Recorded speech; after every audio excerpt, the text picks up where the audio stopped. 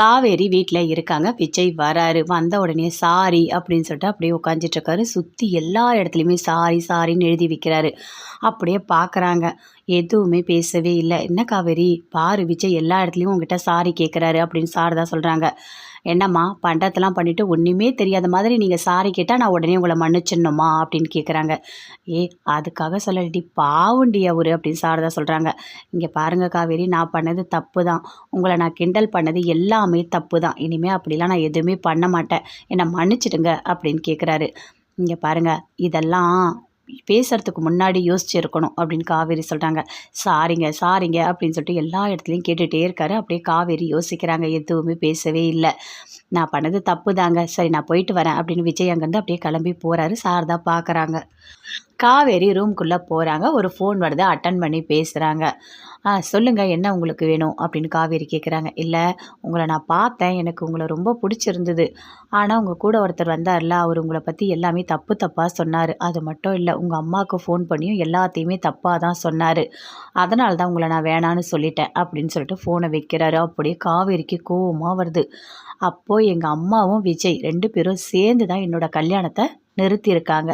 எதுக்காக இவங்க இப்படி பண்ணுறாங்க அப்படின்னு சொல்லிட்டு காவேரிக்கு கோவமாக வருது. விஜய்க்கு ஃபோன் பண்ணுறாங்க. அட்டன் பண்ணி பேசுகிறாரு. என்ன காவேரி சொல்லுங்கள், எதுவாக இருந்தாலும் சொல்லுங்கள் அப்படின்னு விஜய் கேட்குறாரு. இல்லை, நான் சொல்கிற இடத்துக்கு நீங்கள் வாங்க, உங்ககிட்ட நான் பேசணும் அப்படின்னு காவேரி சொல்கிறாங்க. காவேரி நான் உடனே வந்துடுறேன் அப்படின்னு சொல்லிட்டு விஜய் ஃபோனை கட் பண்ணுறாரு. விஜய் யோசிக்கிறாரு. காவேரி எதுக்காக என்ன கூப்பிட்றா? ஒரு வேளை அவன் மனசில் இருக்க காதலை சொல்கிறதுக்காக கூப்பிட்றாளோ? சரி நம்ம போகலாம் அப்படின்னு சந்தோஷமாக கிளம்பி வராரு. காவேரி அப்படியே டென்ஷனாக இருக்காங்க, கோவமாக இருக்காங்க. வந்த உடனே அப்படியே பார்க்குறாரு. என்ன காவேரி, என்ன சொல்லணும்? ஏதாவது முக்கியமான விஷயமா அப்படின்னு விஜய் கேட்குறாரு. ஆமாங்க, முக்கியமான விஷயந்தான். ஆமாம், நீங்கள் எதுக்கு நான் பார்த்த பையன்கிட்ட நீங்கள் ஏதோ தப்பாக பேசுனீங்கன்னு நான் உங்ககிட்ட கேட்டேன். அப்படிலாம் ஒன்றும் இல்லைன்னு சொன்னீங்க. ஆனால் இப்போ அந்த பையனே எனக்கு ஃபோன் பண்ணி சொன்னான், கூட வந்தவர் உங்களை பற்றி தப்பு தப்பாக சொன்னார்னு சொல்லிட்டு. எதுக்காக என்னை பற்றி தப்பு தப்பாக சொன்னீங்க? நீங்களும் எங்கள் அம்மாவும் சேர்ந்து எதுக்காக எனக்கு கல்யாணம் ஆக விடாமல் தடுக்கிறீங்க? காரணத்தை சொல்லுங்கள் அப்படின்னு காவேரி கேட்குறாங்க. காவேரி அதெல்லாம் ஒன்றும் இல்லை காவேரி, நான் எதுக்காக உங்கள் கல்யாணத்தை தடுத்து நிறுத்தணும்னு நான் நினைக்க போகிறேன் அப்படின்னு சொல்கிறாரு. இங்கே பாருங்கள், உங்களை நான் வேணான்னு சொல்லிட்டேன். அதனால தான் நீங்கள் இப்படி பண்ணிகிட்ருக்கீங்க. இப்போ நான் யாரையும் கல்யாணம் பண்ணலைன்னா நான் உங்களை கல்யாணம் பண்ணிப்பேன் அப்படின்னு நீங்கள் யோசிக்கிறீங்க அதானே அப்படின்னு காவேரி கேட்குறாங்க. ஐயோ காவேரி, நீங்கள் எல்லாமே தப்பாக புரிஞ்சிட்ருக்கீங்க. வாயை மூடுங்க. நான்லாம் தப்பாக புரிஞ்சுக்கல.